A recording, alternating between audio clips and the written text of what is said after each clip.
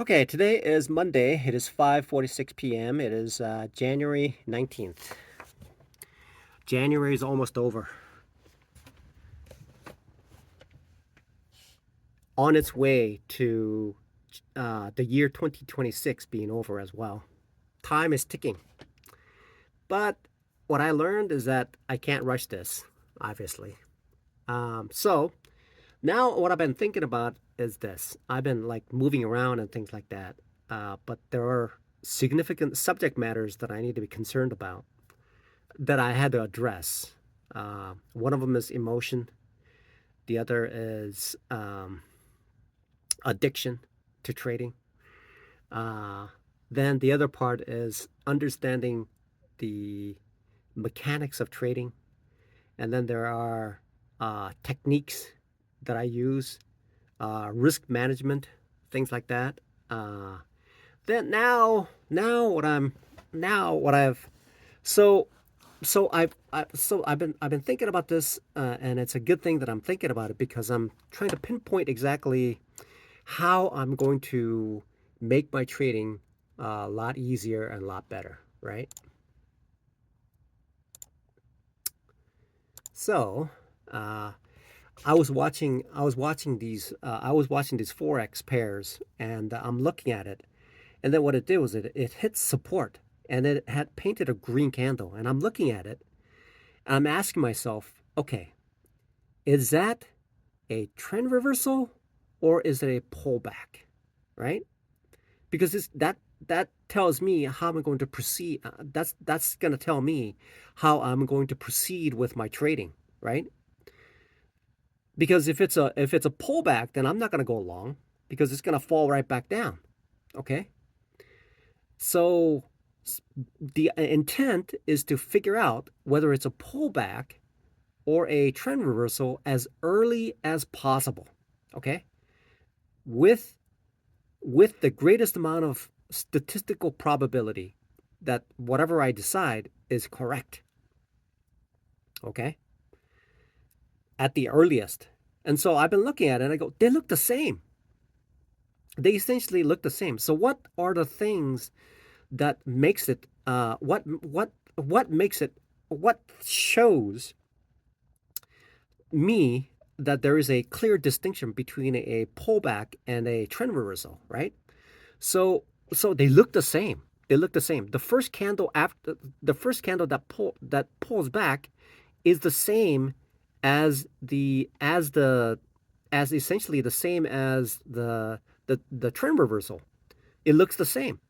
The next candle sometimes is the same if it's a broader kind of a thing. If it's a multi-time kind of a thing, the pullback is the same as a trend reversal.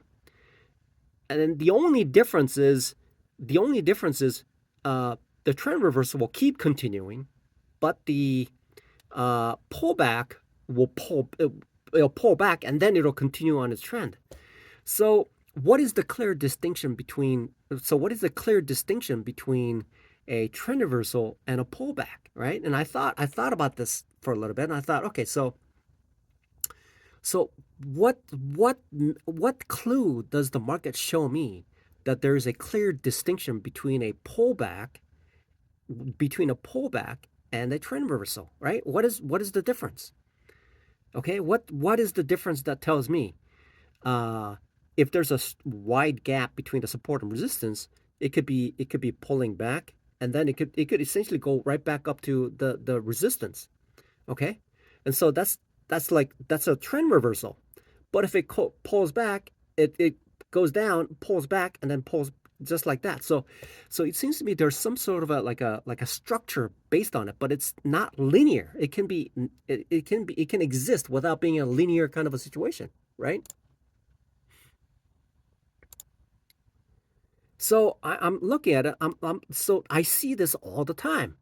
I see it like every I see it all the time. I mean, there's a lot of pullbacks, and then there's a trend reversal. But there's a lot of pullbacks, and there's a trend reversal. Sometimes if it's range bound, it'll do a lot of trend reversals if it's range bound. And so what I have to clearly distinguish so that I can put some size in, right? If I don't know, if I don't know what's going on, I can't put some size in it because there's some uncertainty, because the statistical probability at that point is 50-50 because I don't know. It may steer towards not knowing to be a higher percentage. And so I have to figure this out. So I have to figure out whether something is a pullback because it happens all the time. If it goes sideways, it's not happening. When it's a parabolic, the pull there isn't any pullback.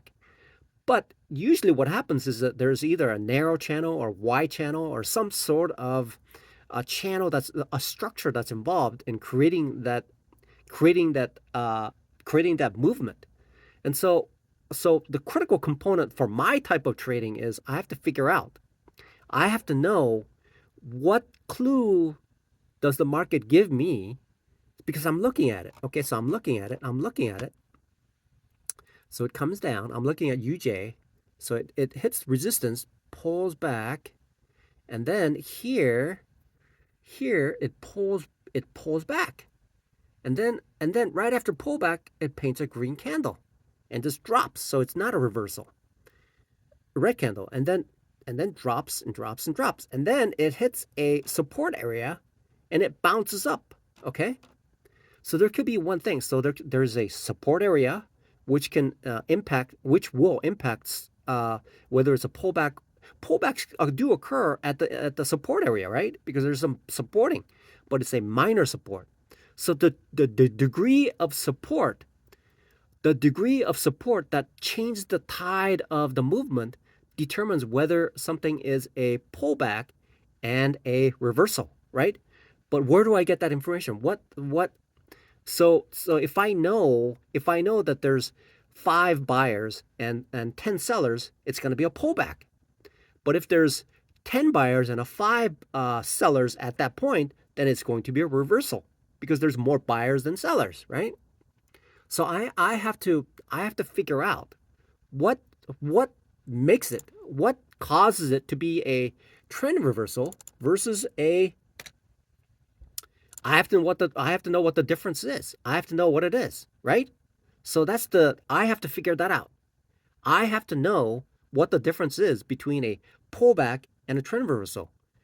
Is the structure and the support area tells me the distinction between that information. The support area and the structure tells me how it's going to proceed, whether it's going to be a pullback or a trend reversal.